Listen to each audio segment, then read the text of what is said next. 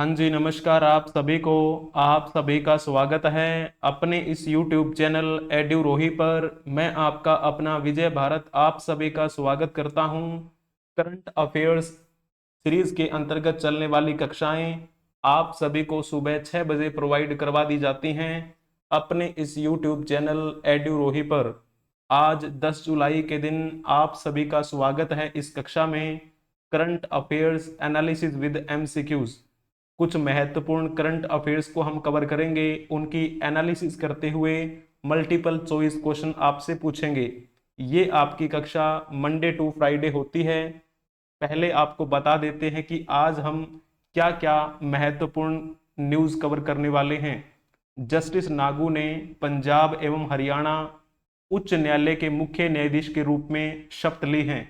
कौन है जस्टिस नागू और किस प्रकार का ये कार्यक्रम रहा, उनके बारे में हम बातचीत करेंगे और आपसे मल्टीपल चॉइस क्वेश्चन भी पूछेंगे। प्रधानमंत्री नीति आयोग की गवर्निंग काउंसिल की बैठक की अध्यक्षता करेंगे।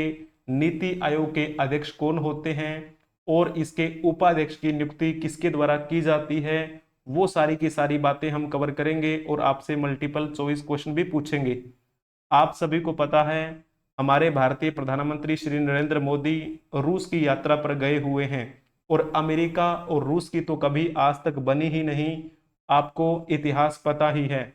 अब अमेरिका जो है वो प्रधानमंत्री मोदी को लेकर, उनके संबंधों को लेकर एक चिंता जता रहा है। लेकिन आपको पता है रूस ने हमारे भारतीय प्रधानमंत्री श्री नरेंद्र मोदी को उनके सर्वोच्च सम्मान से नवाजा है और उनके सर्वोच्च सम्मान का नाम क्या है? Order of saint Andrew the apostle. तो ये बहुत बड़ी बात है, उसके बारे में भी हम बातचीत करेंगे। उसके बाद में गौतम गंभीर भारतीय पुरुष क्रिकेट टीम के मुख्य कोच नियुक्त किए गए हैं। इनसे पहले कौन थे? राहुल द्रविड़ का नाम आता है। राहुल द्रविड़ जब कोच थे, उनके नेतृत्व में रोहित शर्मा जब कप्तानी कर रहे थे तो T20 वर्ल्ड कप हमने अभी जीता है हाल ही में। रिटायरमेंट हो गई है उनकी भी, राहुल द्रविड़ की भी, और रोहित शर्मा ने भी T20 से क्या कर दिया है? रिटायरमेंट की घोषणा कर दी है। एक संगठन है खालिस्तान का, ये समर्थन करता है सिख फॉर जस्टिस। इसको गैर कानूनी संगठन घोषित किया गया है। 5 साल पहले भी इसको घोषित किया गया था, लेकिन अब फिर से इसको घोषित किया गया है गैर कानूनी, यानी कि कानूनी जो गतिविधियां हैं उनके अनुरूप ये नहीं है।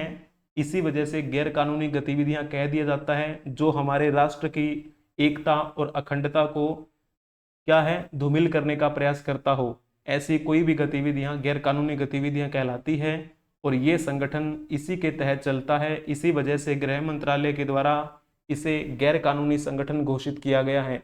इसके बारे में भी हम बातचीत करेंगे। अगर आपको ये कक्षा पसंद आ जाए तो कक्षा को लाइक कर दीजिएगा, अपने दोस्तों के साथ इसे शेयर भी कर दीजिएगा। अगर आपने अभी तक इस YouTube चैनल को सब्सक्राइब नहीं किया है तो आप भी इस YouTube चैनल को सब्सक्राइब कर लीजिए। चलिए जी, बहुत बढ़िया। अब हम चलते हैं फर्स्ट न्यूज की तरफ। Justice Nagu sworn in as chief justice of Punjab and Haryana high court. इस हाई कोर्ट का नाम है Punjab and Haryana high court. इसमें अभी जस्टिस नागू जो हैं उन्होंने चीफ जस्टिस के रूप में शपथ ली है। जस्टिस नागू इससे पहले मध्य प्रदेश उच्च न्यायालय के कार्यवाहक मुख्य न्यायाधीश के रूप में कार्यरत थे। और पंजाब के वर्तमान में राज्यपाल कौन है? तो उनका नाम है बनवारी लाल पुरोहित।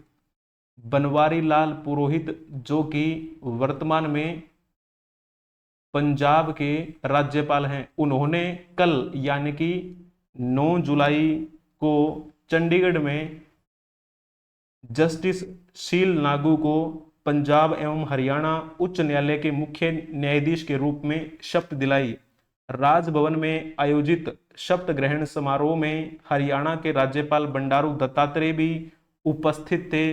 पंजाब के मुख्यमंत्री भगवंत मान भी उपस्थित रहे और हरियाणा के मुख्यमंत्री नायब सिंह सैनी भी उपस्थित रहे। तो शपथ किसने दिलवाई है? पंजाब के राज्यपाल बनवारी लाल पुरोहित ने। लेकिन हरियाणा की बात की जाती है तो हरियाणा के राज्यपाल वर्तमान में कौन है? बंडारू दत्तात्रेय। तो ये पॉइंट आपको ध्यान में रखना है। यहां पर आप देख सकते हैं, ये रहे जस्टिस नागू, शील नागू इनका पूरा नाम है, और यहां पर आपको दिखाई दे रहे हैं पंजाब के राज्यपाल। क्लियर हुआ आपको ये पॉइंट? अगर आपसे ये पूछा जाए कि पंजाब और हरियाणा उच्च न्यायालय का मुख्यालय कहां पर स्थित है, तो आपको इस क्वेश्चन का जवाब देना है। बहुत ही प्यारा क्वेश्चन आपके सामने दिया गया है, जल्दी से बताएंगे। अगर आपने लिखा होगा चंडीगढ़, तो आपने बहुत ही अच्छा जवाब दिया है, क्योंकि इसका न्यायालय जो मुख्यालय है ये चंडीगढ़ में है। और पंजाब और हरियाणा का ये कंबाइनली हाई कोर्ट बनाया गया है। जैसे कि आपको पता है, उच्च न्यायालय ये किस तरह का होता है? तो ये राज्य के स्तर का होता है। और हमारे भारत का अगर हम देखें तो उसे हम क्या नाम देते हैं? उसे हम कहते हैं सुप्रीम कोर्ट। ठीक है ना? तो एक तो जिला स्तर पे होता है जिसे हम जिला न्यायालय कह देते हैं, एक राज्य स्तर पे जिसे हम हाई कोर्ट कहते हैं, और एक हमारे पूरे भारत का यानी कि जिसे हम सुप्रीम कोर्ट का नाम दे देते हैं। सुप्रीम कोर्ट में अभी मुख्य न्यायाधीश कौन है? तो आपको पता होना चाहिए, Dhananjaya Y Chandrachud chief justice हैं हमारे भारतीय सुप्रीम कोर्ट के। लेकिन हम आज बात कर रहे हैं पंजाब और हरियाणा उच्च न्यायालय के बारे में। तो इसके मुख्य न्यायाधीश अभी हाल ही में बने हैं, कल ही उन्होंने शपथ ली है, जिनका नाम जस्टिस नागू है। जैसा कि मैंने आपको बताया, PM to chair NITI Aayog governing council meet on July 27। 27 जुलाई को नीति आयोग की गवर्निंग काउंसिल की एक बैठक होने वाली है, जिसमें अध्यक्षता कौन करेंगे? हमारे भारतीय प्रधानमंत्री श्री नरेंद्र मोदी। तो नीति आयोग के बारे में आपको पता होना चाहिए। इस नीति की फुल फॉर्म क्या होती है? जैसे हम अगर लिखें इसकी full form, national institution for transforming India. तो ये है नीति की फुल फॉर्म। ठीक है? तो ये आयोग कब बनाया गया था आपको पता होना चाहिए। कई बार ये क्वेश्चन एग्जाम में पूछ भी लिया जाता है। पहले योजना आयोग चला करता था, यानी कि एक ऐसा आयोग जो योजना बनाता था 5 साल के लिए। और आपने जरूर पढ़ा होगा पंचवर्षीय योजनाओं के बारे में। तो पंचवर्षीय योजना जब लाई जाती थी, किसके आधार पे? तो इसी योजना आयोग के आधार पे। लेकिन उस समय में तो ये एक योजना जो आयोग था वो कारगर सिद्ध था, लेकिन एक समय ऐसा महसूस किया गया कि वो योजना आयोग अब कारगर नहीं रह गया है। इसी वजह से योजना आयोग को प्रतिस्थापित कर दिया गया, और इसकी जगह पर क्या बनाया गया? नीति आयोग बनाया गया।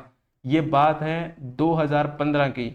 और इसमें नीति आयोग के अध्यक्ष कौन होते हैं? तो पीएम होते हैं, प्रधानमंत्री। और वर्तमान में हमारे प्रधानमंत्री कौन हैं? श्री नरेंद्र मोदी। और इसकी अगर हम बात करें, उपाध्यक्षता किसके द्वारा की जाती है? यानी कि नीति आयोग के उपाध्यक्ष कौन होते हैं? तो उपाध्यक्ष को किसके द्वारा नियुक्त किया जाता है? तो हमारे जो भारतीय प्रधानमंत्री होते हैं उनके द्वारा नियुक्ति की जाती है नीति आयोग के उपाध्यक्ष की। इसके अलावा इसमें और सारे भी इसमें पद होते हैं। जैसे हम बात करें, इसकी एक परिषद भी बनी होती है जिसे हम संचालन परिषद कह देते हैं। संचालन परिषद में कौन कौन होता है? तो इसमें सभी राज्यों के मुख्यमंत्री होते हैं, सभी राज्यों के मुख्यमंत्री। प्लस में और कौन होता है? जो हमारे केंद्र शासित प्रदेश हैं उनके कौन होते हैं? इसमें उपराज्यपाल होते हैं। राज्यों के मुख्यमंत्री और केंद्र शासित प्रदेशों के लेफ्टिनेंट गवर्नर, जिसे हम हिंदी में उपराज्यपाल कह देते हैं। तो ये पॉइंट आपको पता होना चाहिए। ठीक है? तो चलो अब आप एक क्वेश्चन बताने का प्रयास करेंगे। नीति आयोग का गठन कब हुआ? अभी न्यूज़ में मैंने आपको बताया कि ये जो आने वाला एक काउंसिल की जो बैठक है उसमें अध्यक्षता करेंगे हमारे पीएम मोदी। तो नीति आयोग के बारे में आपको पता होना चाहिए। इसका गठन 1 जनवरी 2015 को किया गया था। और नीति आयोग का मुख्यालय कहाँ पर बना हुआ है, इसके बारे में आपको बखूबी जानकारी होनी चाहिए। अगर आपने इसमें लिखा होगा नई दिल्ली, तो आपने बहुत ही अच्छा जवाब दिया है। ठीक है? पदेन सदस्यता की बात की जाए तो प्रधानमंत्री द्वारा नामित केंद्रीय मंत्री परिषद के अधिकतम 4 सदस्य इसमें सदस्यता के रूप में रह सकते हैं। ठीक है, जैसे हम एक बात करते हैं सीईओ के बारे में, इसमें एक सीईओ भी होता है जिसे हम कहते हैं मुख्य कार्यकारी अधिकारी। भारत सरकार का सचिव, जिसे प्रधानमंत्री द्वारा एक निश्चित कार्यकाल के लिए नियुक्त किया जाता है, उसे हम कहते हैं मुख्य कार्यकारी अधिकारी। क्लियर हुआ आपको ये पॉइंट? तो चलिए अब हम चलते हैं नेक्स्ट न्यूज की तरफ। PM Modi in Russia, US says it has raised concern with India of ties with Russia. जैसे कि अभी आपको पता है हमारे भारतीय प्रधानमंत्री रूस की यात्रा पर गए हुए हैं। इसी बीच में जो अमेरिका है, अमेरिका ने भारतीय संबंधों को ध्यान में रखते हुए चिंता इस मायने में जताई है कि वो रूस के साथ किसी न किसी वे में एक समझौता कर देना चाहते हैं। ठीक है, हालांकि आपको पता है भारतीय प्रधानमंत्री नरेंद्र मोदी को रूस के द्वारा उनके सर्वश्रेष्ठ सम्मान से नवाजा गया है, और उस सम्मान के बारे में अगर मैं लिखूं तो उसके बारे में आपको पता होना चाहिए। रूस का सर्वोच्च नागरिक जैसे सम्मान होता है उसे हम बोलते हैं order of saint Andrew the apostle. तो ये रूस का सर्वोच्च सम्मान है, और इस सम्मान से किसे सम्मानित किया गया? हमारे भारतीय प्रधानमंत्री को सम्मानित किया गया। रूसी राष्ट्रपति व्लादिमीर पुतिन ने प्रधानमंत्री नरेंद्र मोदी को इस सम्मान से सम्मानित किया। प्रत्युत्तर में भारतीय प्रधानमंत्री ने कहा, और इनको कहा कि ये जो 140 करोड़ भारतीय हैं ये उनका सम्मान है, और उनको ये धन्यवाद देते हुए उन्होंने बातें अपनी जारी रखी। और इसके साथ उन्होंने कई समझौते भी किए थे। जैसे कि हम बात करें रूस और यूएस के बारे में, रूस तो जैसे कोल्ड वार की बात करते हैं तो एक तरफ रूस की दुनिया कहलाई थी और एक तरफ अमेरिका की दुनिया कहलाई थी। इसके बारे में तो आपको बताने की आवश्यकता नहीं है, लेकिन अमेरिका ये चाहता है कि भारत जो है वो रूस के साथ इतने बेहतरीन संबंध ना रखें।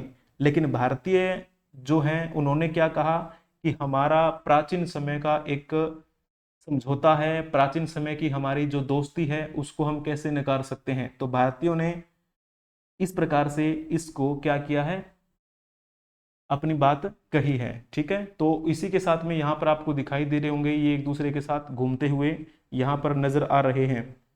तो ये चिंता चाहे जताते रहें अमेरिका के जो हैं, लेकिन इस पे ज़्यादा फर्क नहीं पड़ने वाला, क्योंकि हमारा भारत कौन सी नीति के तहत चलता है?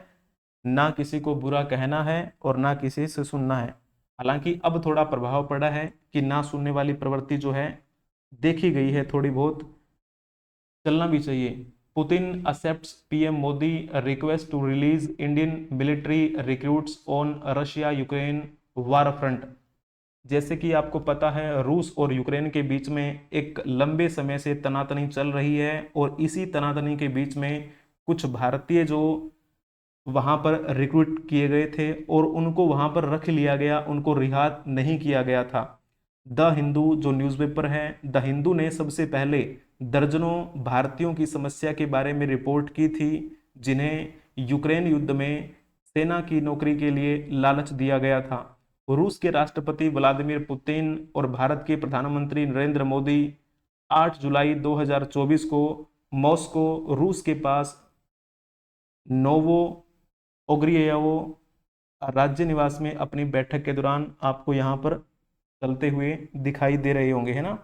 तो वो जो रूस के साथ युद्ध चल रहा है उसी समय कुछ भारतीयों की वहां पर भर्ती हुई, लेकिन उनको वहां पर रख लिया गया, और ये समस्याएं उनके परिवार को भी आई, जैसे कि जो भी वहां पर गए थे।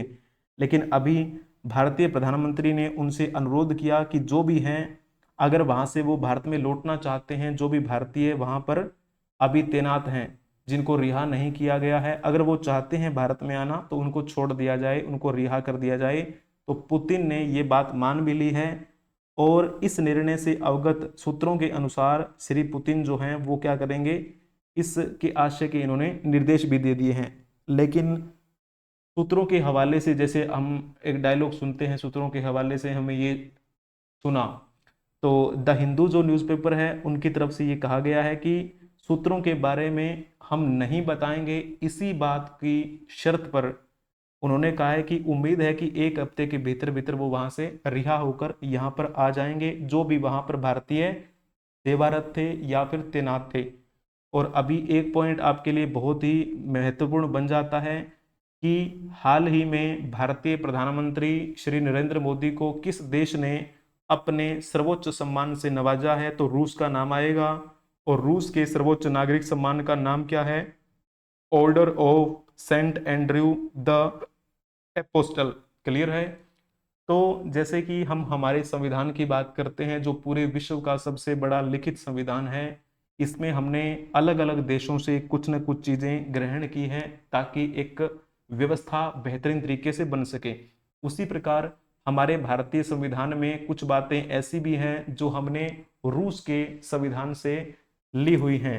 उस समय रूस नाम नहीं होता था, उसे हम सोवियत संघ कहते थे। तो आप कमेंट में बताने का प्रयास करेंगे कि हमने रूस के संविधान से कौन सी अवधारणा ग्रहण की है।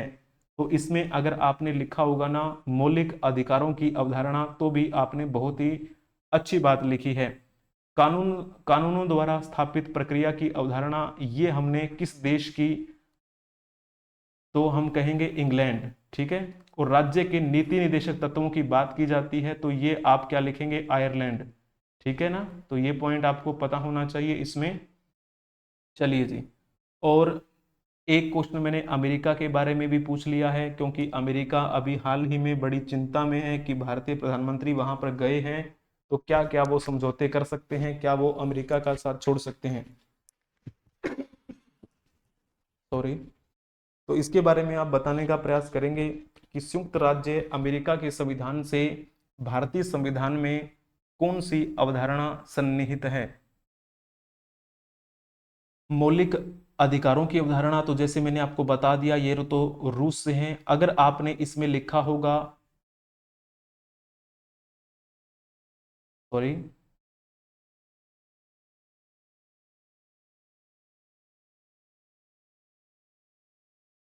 इसमें आपको लिखना है मौलिक कर्तव्यों की अवधारणा। ठीक है ना? चलिए, यहां पर जैसे हम मौलिक कर्तव्यों की बात करते हैं, ये किस देश से लिया है हमने?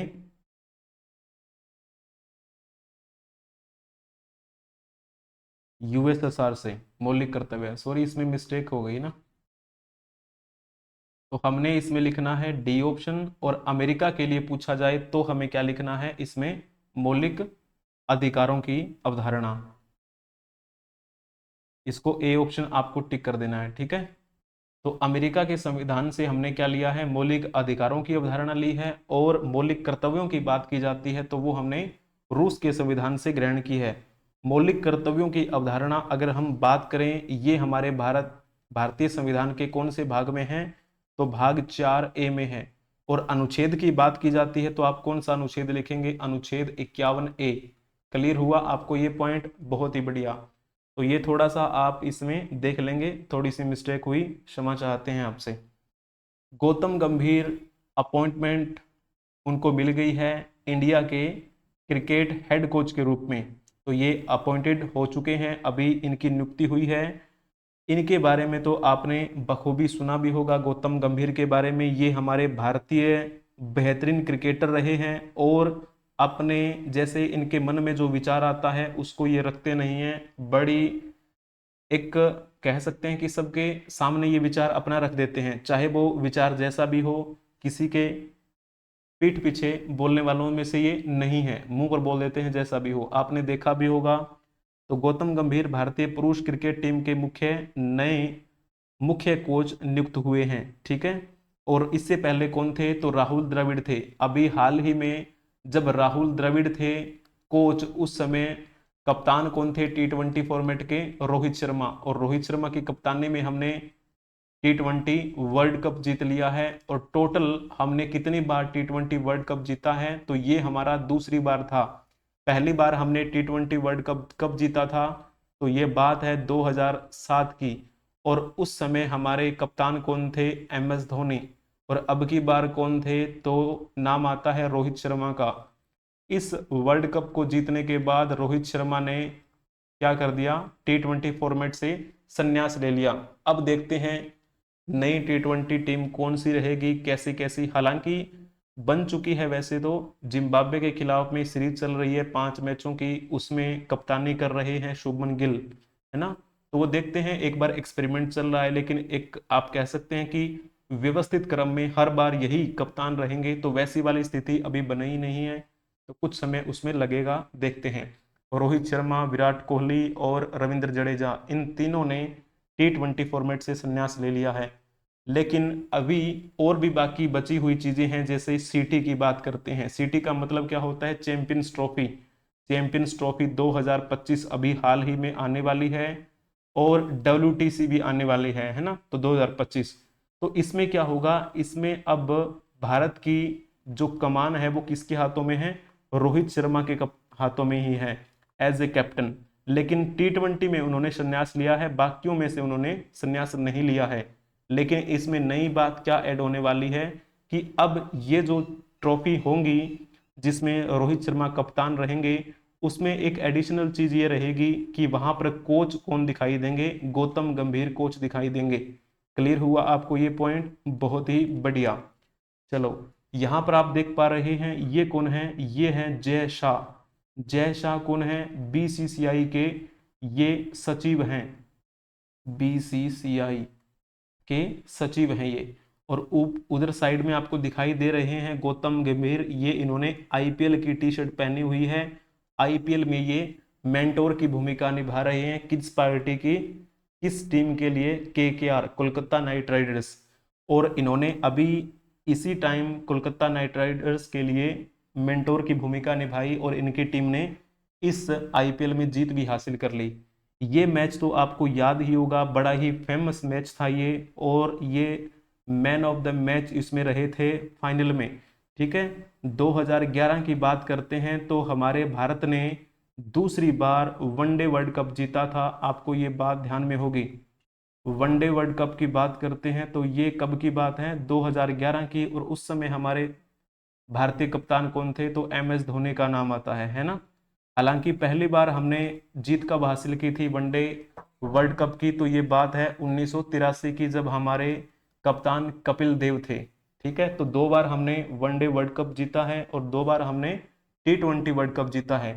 तो इस प्रकार आपको ये बिंदु ध्यान में रखने हैं। और मैंने अभी आपको बताया था, ये देखो, इस KKR टीम के जो लीड करने वाले व्यक्ति कौन है, जिसकी ये टीम है, तो ओनर आप कह सकते हैं शाहरुख खान, और ये रहे गौतम गंभीर। और यहाँ पर इस KKR टीम के आपको कप्तान दिखाई दे रहे हैं, क्या नाम है इनका, श्रेयस अय्यर, जो हमारे भारतीय अंतर्राष्ट्रीय क्रिकेट टीम में भी खेलते हैं। अगर आपसे ये पूछा जाए इंडियन प्रीमियर लीग IPL 2024 का खिताब किसने जीता, तो सिंपल सी बात है, आपको टिक करना चाहिए कोलकाता नाइट राइडर्स। ठीक है, अगर आपसे ये पूछा जाए कि कोलकाता नाइट राइडर्स की टीम ने इंडियन प्रीमियर लीग में कितने खिताब जीते, तो आपको इसमें बताना है, जल्दी जल्दी से बताने का प्रयास करेंगे।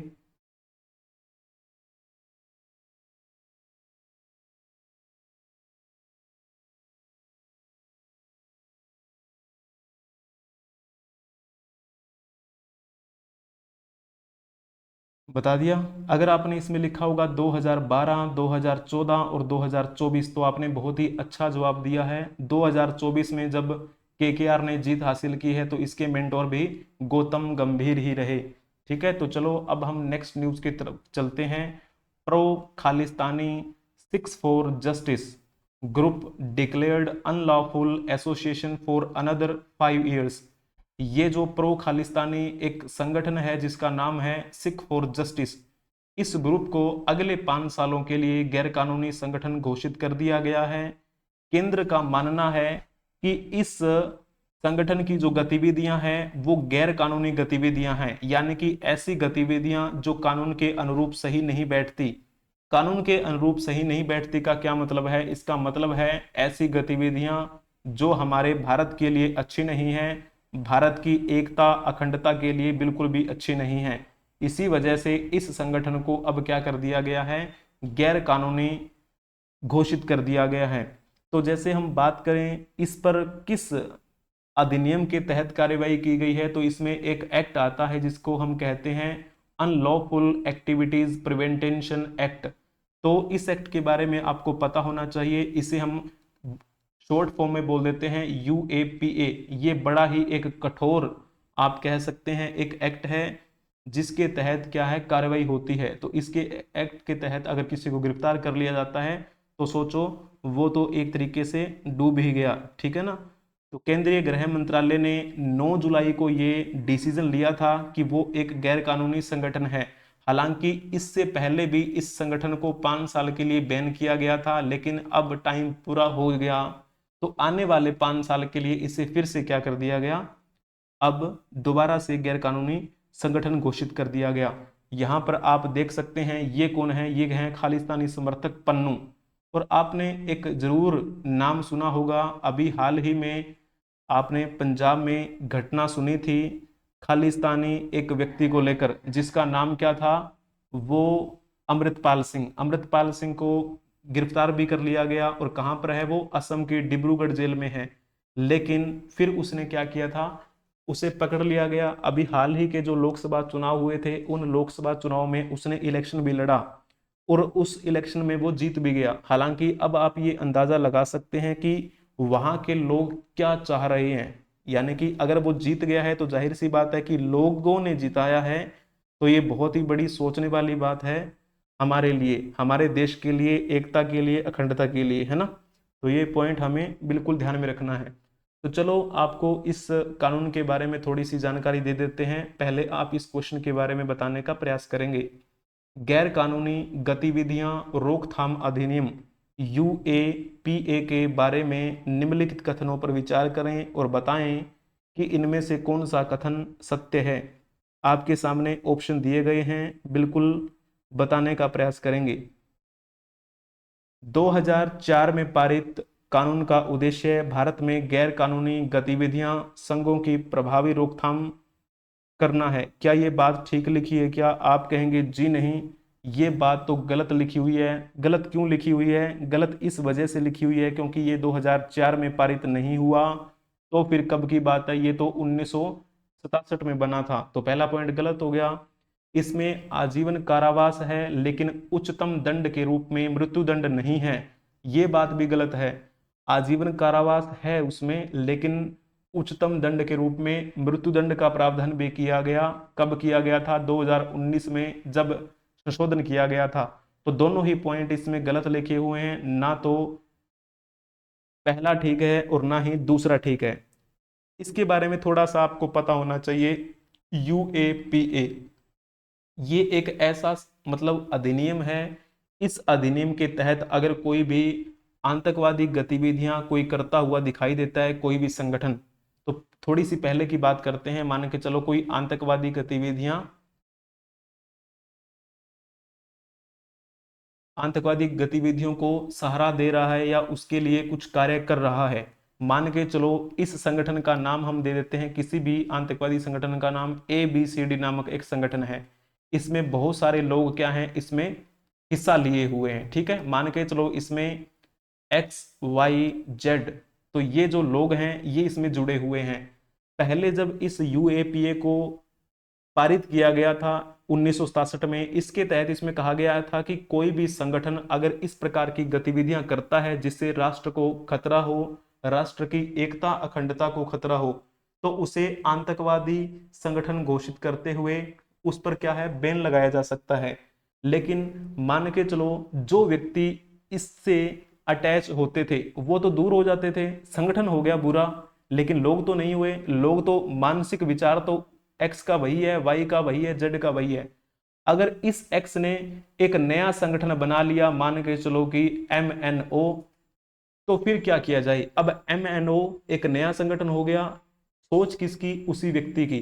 तो बाद में ऐसा सोचा गया कि हमें जो व्यक्ति इसमें संलिप्त है उसको भी आतंकवादी घोषित करने का अधिकार मिलना चाहिए, ताकि उस पर कार्यवाही हो। केवल एक संगठन को आतंकवादी संगठन घोषित करके कुछ भी फायदा नहीं होगा, क्योंकि उस संगठन से जुड़े हुए लोगों को अगर हम आतंकवादी करार नहीं देंगे तो वो फिर किसी दूसरे संगठन को बना लेंगे और फिर वो वैसी ही गतिविधियां आगे फैलाएंगे। इसी वजह से फिर इसमें क्या किया गया, एक व्यक्ति को भी आतंकवादी घोषित करने के लिए इसमें कुछ कहा गया और इसीलिए इसके संशोधन की जरूरत भी पड़ी और इसमें एक सजा के रूप में मृत्युदंड तक का प्रावधान करने के लिए इसमें 2019 में संशोधन किया गया था। तो ये कुछ आज की न्यूज़ थी जो हमने कवर की। कुछ महत्वपूर्ण मैंने आपको क्वेश्चन भी बताए जो आपसे एग्जाम में पूछे जा सकते हैं, जो आपके एग्जाम में पूछे गए। अगर आपको ये कक्षा पसंद आई है तो कक्षा को लाइक कर दीजिए, अपने दोस्तों के साथ इसे शेयर भी कर दीजिए। अगर आपने अभी तक इस यूट्यूब चैनल को सब्सक्राइब नहीं किया है तो आप इसे सब्सक्राइब भी कर लीजिए, बेल आइकन बटन को भी प्रेस कर लीजिए ताकि समय से पहले आपको इस कक्षा की नोटिफिकेशन मिलती रहे।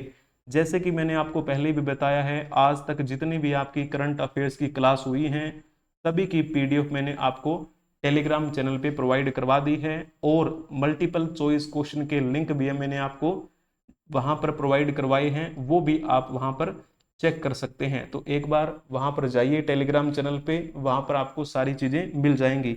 इनके अलावा आप हमें अलग अलग सोशल मीडिया प्लेटफॉर्म के माध्यम से संपर्क कर सकते हैं, जैसे कि यूट्यूब, टेलीग्राम के बारे में तो मैंने आपको बता ही दिया। इसके अलावा फेसबुक हुआ, ये जैसे हम मौज की बात करते हैं, hippie, Instagram, Telegram, Twitter, x, share chat, WhatsApp channel etcetera, किसी भी सोशल मीडिया प्लेटफॉर्म के माध्यम से आप हमसे संपर्क कर सकते हैं, बशर्ते आपको टाइप करना है edurohi24।